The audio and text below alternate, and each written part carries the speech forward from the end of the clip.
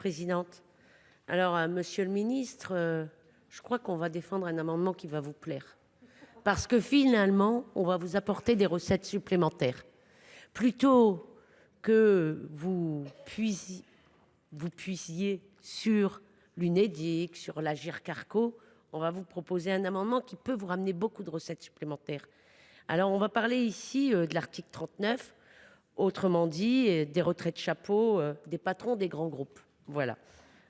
Donc, des retraites, on en a parlé au printemps, on en a tous parlé ici au printemps dernier, mais avec étonnement, le sujet des retraites dorées des dirigeants du CAC 40 a très peu été discuté. Ces derniers mois, plusieurs grands patrons du CAC 40 ont pris leur retraite ou, pour être plus précis, ils ont cédé la direction opérationnelle de leur groupe tout en restant, au moins provisoirement membres du conseil d'administration ou principal actionnaire. Selon le site de l'Observatoire des multinationales, ces néo-retraités ont largement de quoi couler des jours paisibles.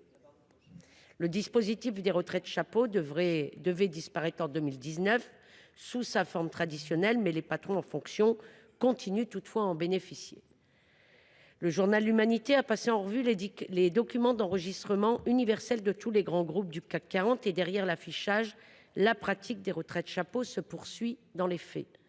Avec l'envol des dividendes et des rémunérations, les retraites des dirigeants des très grandes entreprises continuent de planer dans la stratosphère. Ainsi, M. Agon, ex-PDG de L'Oréal, pourrait prétendre à une retraite chapeau de 1,6 million d'euros par an, soit 88 fois la pension moyenne d'un Français ou d'une Française.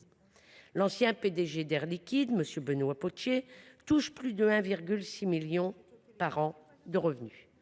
Denis Duverne, qui vient de quitter la présidence du conseil d'administration d'AXA, a fait valoir son droit à une retraite chapeau de 750 000 euros annuels. Voilà, monsieur le ministre, des recettes supplémentaires. Merci. Amendement